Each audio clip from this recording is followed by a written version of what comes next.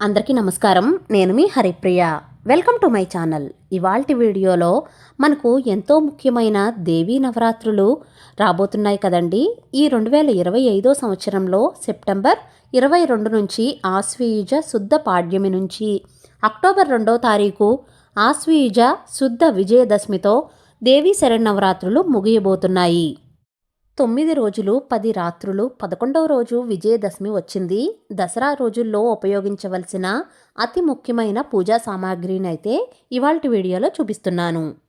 ఈ సెప్టెంబర్ 22 నుంచి అక్టోబర్ 2 వరకు అమ్మవారిని ఏ అలంకారాల్లో అమ్మవారిని ఆరాధించాలి, అమ్మవారికి పెట్టవలసిన నైవేద్యాలు, తిథి వార నక్షత్రాలు, ఏ రోజున ఏ అలంకారంలో అమ్మవారిని పూజించాలి, ఏ రోజున పూజ చేయడం వల్ల కలిగే ఫలితాలు, దానాలు, ఏ రోజున ఏ రంగు పుష్పాలతో అమ్మవారిని అర్చించాలి అనే పూర్తి డీటెయిల్డ్ వీడియో అయితే అప్లోడ్ చేశానండి. ఆ వీడియో లింక్ డిస్క్రిప్షన్లో ఉంటుంది. ఈ వీడియో అయిన తర్వాత క్లిక్ చేసి చూడగలరు. వీడియోలోకి వెళ్లే ముందు చిన్న ప్రకటన. శ్రీ కనకదుర్గ జ్యోతిష్యాలయం గురువు గారు సాయిరాం గారు కుటుంబ సమస్యలు, ప్రేమ, పెళ్లి, ఉద్యోగం, వ్యాపారం, విదేశీ ప్రయాణం, మానసిక సమస్యలు, భార్యాభర్తల సమస్యలు, ఇలా మీకు ఏ సమస్య ఉన్నా సరే ఒకసారి గురువుగారికి ఫోన్ చేయండి. శాశ్వతంగా పరిష్కారం తెలుసుకోండి. ఈ 11 రోజుల పూజ కోసం సామాగ్రిని చూద్దాం. మనకు దసరా నవరాత్రి పండుగకు మనకు అతి ముఖ్యంగా కావలసింది అమ్మవారి చిత్రపటం. లలితాదేవి చిత్రపటం కానీ, దుర్గాదేవి చిత్రపటం కానీ, విజయవాడ కనకదుర్గమ్మ చిత్రపటం కానీ, లేదా శ్రీశైలం భ్రమరాంబిక అమ్మవారి చిత్రపటం అయినా సరే మీ దగ్గర ఏది ఉంటే అది పూజలో పెట్టుకోవచ్చు. లేదా లలితాదేవి విగ్రహం అయినా, దుర్గాదేవి విగ్రహం అయినా సరే పూజలో పెట్టుకోవచ్చు. లేదా ఇటువంటి అమ్మవారి ముఖం ఉంటుంది కదా, ఇవైనా సరే పూజలో పెట్టుకోవచ్చు. ఎలా చేసుకున్నా సరే తప్పేమీ లేదండి. నవదుర్గా రూపంలో కూడా అమ్మవారిని ఆరాధించవచ్చు. మనకు ఆన్లైన్లో కానీ బయట పూజా స్టోర్స్లో కానీ ఇలా నవదుర్గ చిత్రపటం అయితే దొరుకుతాయి. ఒక్కొక్క రోజుకి ఒక్కొక్క రోజు ఒక్కొక్క రూపంలో అమ్మవారిని ఆరాధించవచ్చు. మీ దగ్గర ఉన్న వాటితోనే పూజను చేసుకోండి. కొత్తగా కొనమని నేనేమి చెప్పడం లేదు. కలశం ఆనవాయితీ ఉన్నవారైతే కనుక ఈ విధంగా కలశం చెంబును ఏర్పాటు చేసుకోండి. రాగి చెంబు కానీ, ఇత్తడి చెంబు కానీ, లేదా వెండి చెంబునైనా సరే పెట్టుకోవచ్చు. తర్వాత అఖండ దీపం పెట్టుకోవడానికి పెద్ద మూకుడు లాంటిది పెద్ద ప్రమిదను తెచ్చుకోండి. పెద్ద ప్రమిద అయితే దీపం అఖండంగా వెలుగుతుంది. దీపం కొండెక్కకుండా మనకు దివ్యంగా వెలుగుతుంది. ఈ అఖండ దీపం ఎలా వెలిగించాలి అనేది నేను ముందు వీడియోస్లో చూపిస్తాను. అఖండ దీపం పెట్టుకున్నప్పుడు నియమాలు ఖచ్చితంగా పాటించాలి. నియమాలు పాటించగలము అనుకున్న వాళ్ళు మాత్రమే ఈ అఖండ దీపం పెట్టుకోవాలి.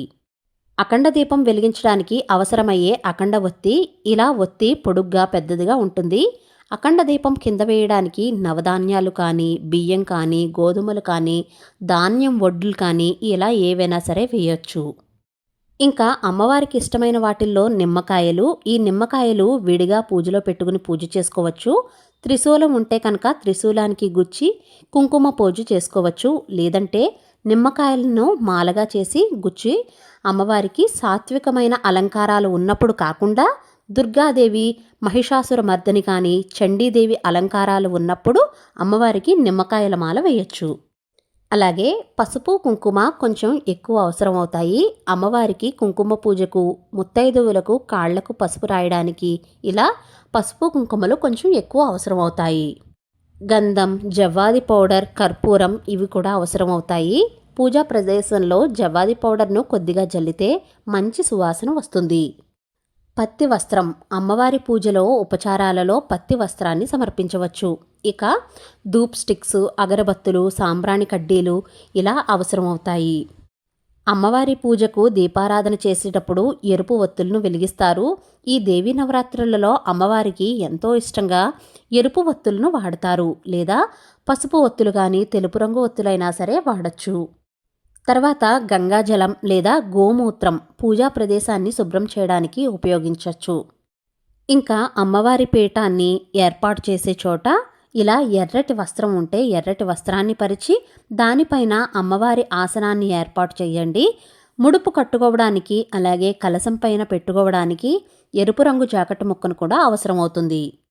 తర్వాత అమ్మవారికి ఎంతో ఇష్టమైనవి వేపాకులు, చలువ చేసేవి వేపాకులండి. వేపాకులు ఉంటే కనుక పూజా మందిరంలో అలంకరణకి అమ్మవారికి సమర్పించడం, అలాగే మన ఇంటి బయట సింహద్వారంకి మామిడి ఆకులతో పాటుగా వేపాకులు కూడా కట్టుకోవడం వల్ల ఎటువంటి నెగిటివ్ ఎనర్జీ కూడా రాకుండా ఉంటుంది. తర్వాత కొబ్బరికాయలు మనం కలశం మీద పెట్టుకోవడానికి, అమ్మవారికి నైవేద్యంగా కొట్టడానికి కొబ్బరికాయలు సిద్ధం చేసుకోండి. మీరు ప్రతిరోజు కొబ్బరికాయలు కొట్టుకోవచ్చు, ఉంటే కనుక కొట్టుకోవచ్చు. లేదంటే మా దగ్గర అవైలబుల్గా లేవు అంటే కనుక లాస్ట్ విజయదశమి రోజు ఒక కొబ్బరికాయ అయినా సరే కొట్టుకోండి. తర్వాత పువ్వులు, ఎరుపు రంగు పువ్వులు కానీ, పసుపు పచ్చని పువ్వులు, చామంతులు, గులాబీలు, మీకు ఏ పువ్వులు అందుబాటులో ఉంటే ఆ పువ్వులను సిద్ధం చేసుకోండి.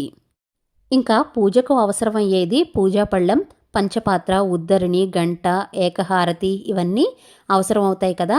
ఏ రోజుకు ఆ రోజు ముందుగా శుభ్రం చేసుకుంటూ రెడీగా పెట్టుకుంటే ఆ రోజు ప్రశాంతంగా పూజ చేసుకోవచ్చు.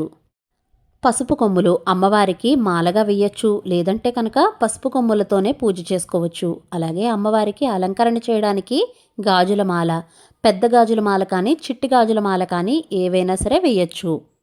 తర్వాత పంచగవ్యాలు అవసరం అవుతాయి. ప్రతిరోజు కాకపోయినా సరే ఒక్కరోజైనా సరే ఈ దీపాన్ని వెలిగించుకోండి. ఇంకా మంగళకరమైన వస్తువులు చిట్టి గాజులు, గోమతీ చక్రాలు, శ్రీఫలం, తామర గింజలు, లక్ష్మీ గవ్వలు, ముత్యాలు, పగడాలు ఇటువంటి వాటిలతో అమ్మవారి పూజ చేసుకోవచ్చు. ఇవేమీ లేకపోతే కనుక పసుపు, కుంకుమ, అక్షింతలు, పువ్వులతో కూడా పూజ చేసుకోవచ్చు. వీటిల్లో మీరు ఏవైతే ఏర్పాటు చేసుకోగలరో చూసుకుని వాటితో ప్రశాంతంగా పూజ చేసుకోండి. ఈ 11 రోజులు సులువైన పూజా విధానం, ఉద్వాసన ఎప్పుడు చెప్పాలి, కుమారి పూజను, సువాసిని పూజ ఎలా చేసుకోవాలి, ఇలా ముందు ముందు వీడియోస్లో మన ఛానల్లో వస్తూ ఉంటాయి. తప్పకుండా మన ఛానల్ని సబ్స్క్రైబ్ చేసి సపోర్ట్ చేయండి. మీకు ఈ వీడియోలో ఇంకా ఏమైనా డౌట్స్ ఉంటే నన్ను కామెంట్ సెక్షన్లో తెలియచేయండి. ఇవాల్టి వీడియో మీకు నచ్చితే please like, share, subscribe to my channel. మరో సరికొత్త వీడియోతో మళ్ళీ కలుస్తాను. నేను మీ Haripriya. Thank you for watching.